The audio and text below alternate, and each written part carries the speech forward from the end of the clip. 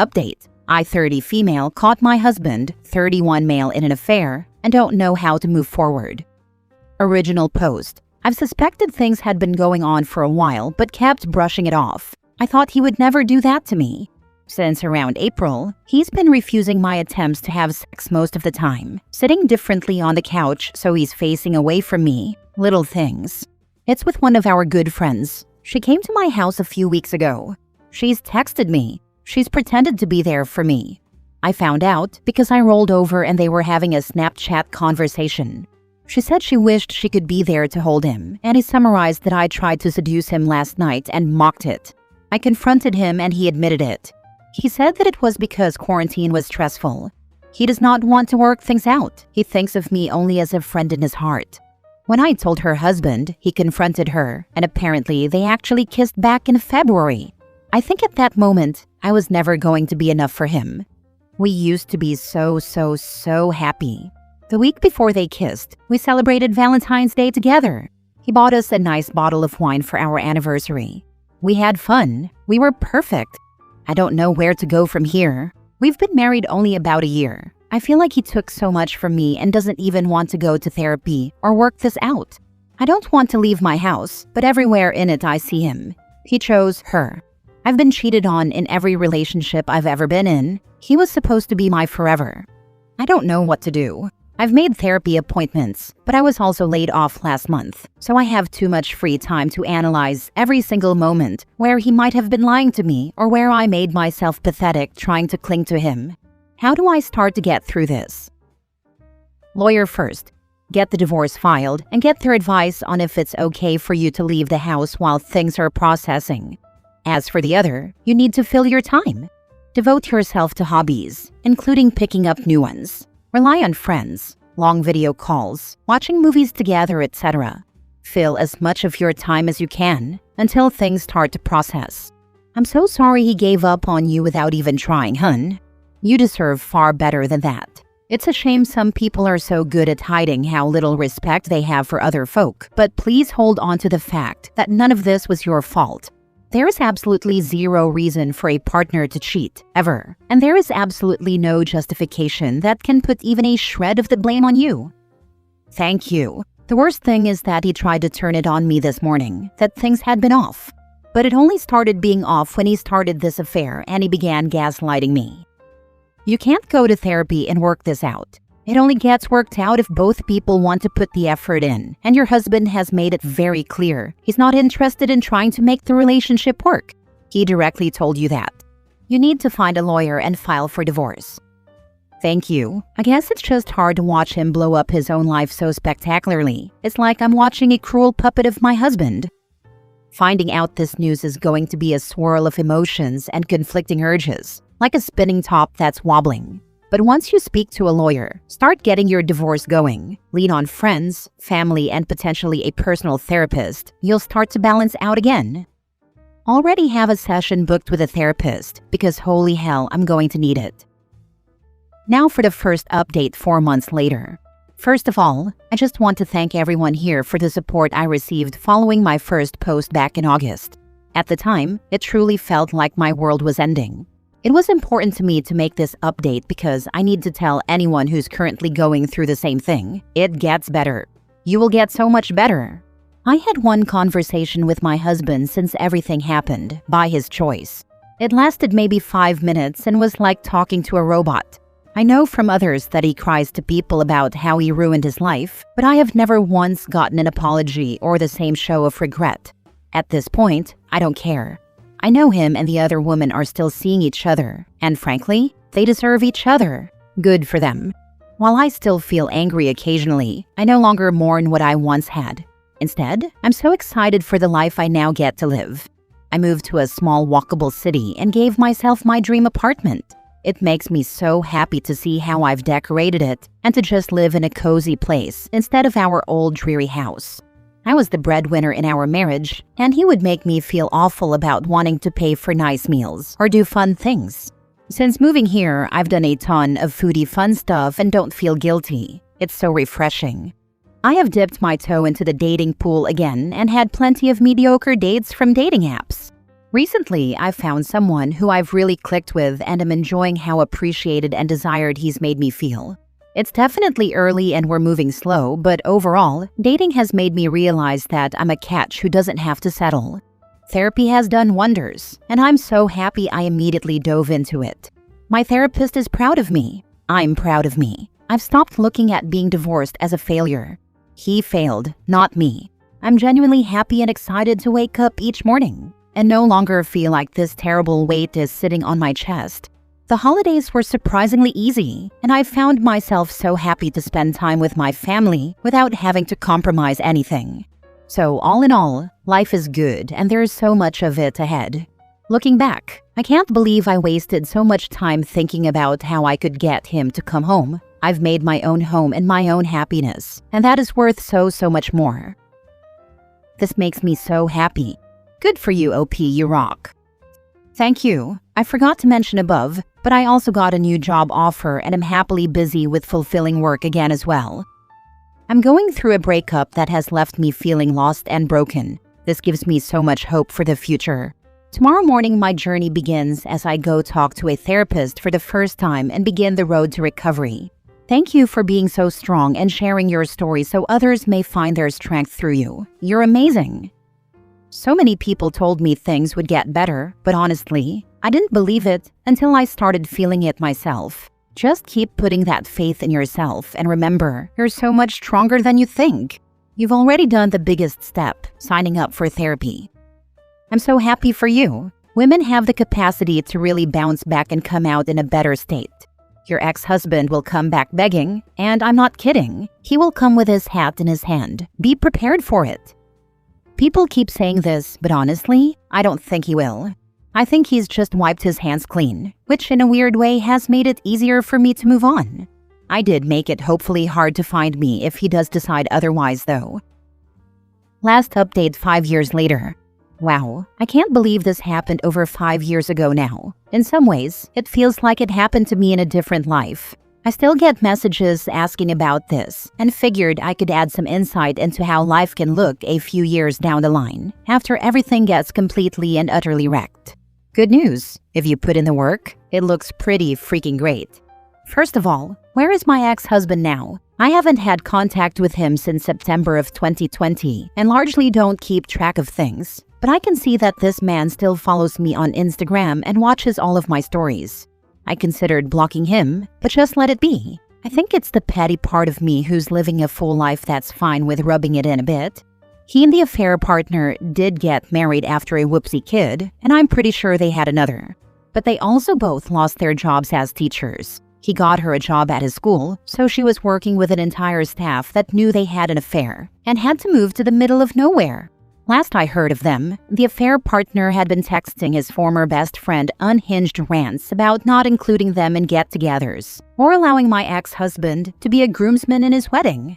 But enough about them, because they already took up way too many pages in my story. When we last left off, I think I had just moved to a new city, shout out to Richmond, Virginia, and was largely just finding myself again. I think the change of scenery was the best thing that I did for myself. I was never meant to live in the suburbs, and moving to a beautiful little city where I can walk to coffee shops, bakeries, and bookstores honestly helped my mental health as much as the therapy. I bought a house here a couple of years ago and have really settled in. Then I got my puppy, a corgi named Bilbo Baggins, who really is the true love of my life. He is the greatest thing to happen to me and is just such a fantastic chonky guy. We go to a local dog park with a bar all the time, and he even has his own little dog social group. Kids aren't something I plan on, so he is basically my son. It hasn't all been perfect. My dad died, my best friend moved across the country, and I largely haven't really been dating much the past couple of years. Dating hasn't been a huge priority for me, and my friends say that I'm probably too picky. I say that I know what it's like to be in a marriage with someone who might love you but doesn't like you, and it's worth not settling. But while I may be single, I am fulfilled and busy. My birthday is Saturday, and I'll be spending it in Paris at a Lady Gaga concert. I saw Sabrina Carpenter in Amsterdam, Taylor Swift in Lyon, Springsteen in Edinburgh, Noah Kahan at Fenway Park. Earlier this year, I was able to visit Katmai National Park and see the brown bears in the falls. I have a D&D group in a really amazing village of people I love. I would not be in this headspace if I didn't go to therapy and work out the why of me settling for this man in the first place. True story. When planning our honeymoon in New Zealand, I, of course, had to plan the entire thing despite him picking the location. He refused to do any driving, so we had to do a guided tour that left on specific dates. He pretended to not be able to get a day off of work when we needed to leave, until I started crying and begging him to just ask his boss for it, because literally no other flights worked. That's when he said he actually always had a day off, but wanted to make sure I was actually working hard enough to choose good flights. Anyway, I chose to marry that, and it was a lot to unpack in therapy. But I'm glad I did because, without it, I don't think I'd have built this life for myself. At the end of the day, what happened set me up to live a happier life than what I was living, so in some ways, I'm thankful for the experience, crappy as it was. If you're in the middle of something terrible, unfair, and world-shattering to you, just know that it's not forever. While this experience has made me a bit of a believer in karma, I also know that there was a lot of work to get myself out of that big black mental hole. Sometimes it seemed that I would slide back into it, but by looking forward and figuring myself out, I eventually clawed my way out. I think you can too, and that you're worth fighting for. Good for you. Sounds like he has regrets.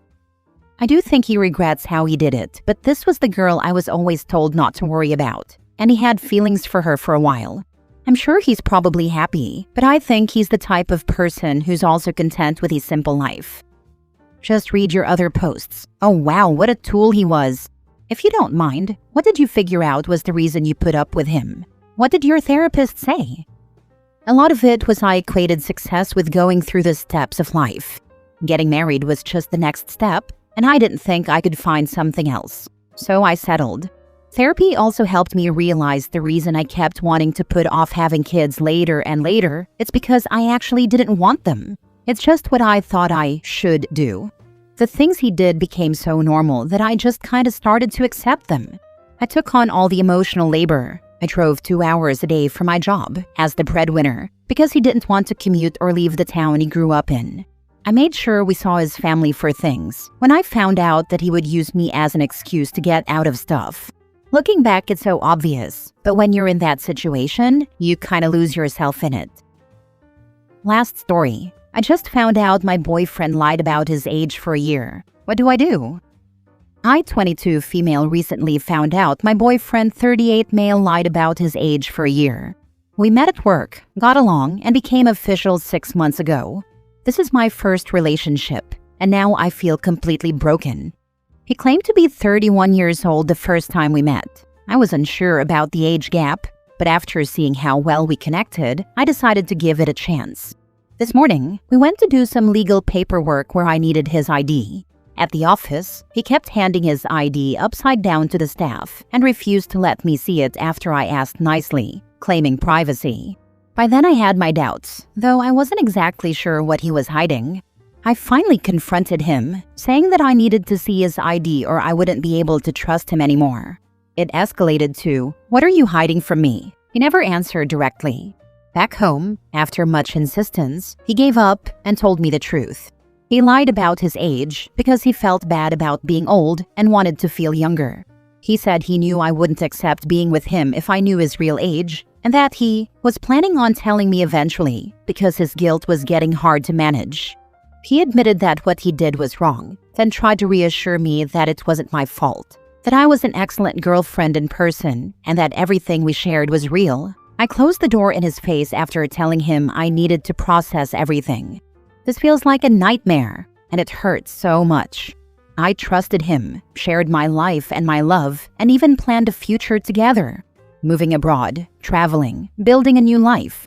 Now I feel so betrayed, angry, and heartbroken. I can't believe I was lied to for so long about something so fundamental.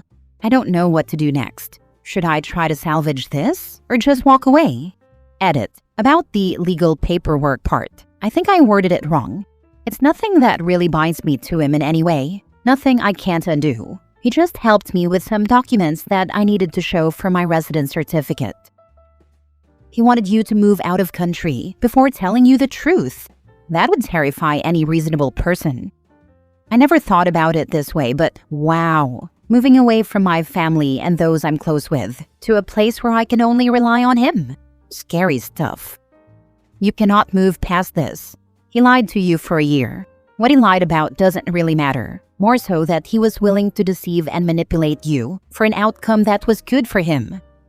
Thank you. You're right. It seems he only cared about feeding his ego with me. If he had cared even a little about me or my opinions, we wouldn't have built this relationship at all.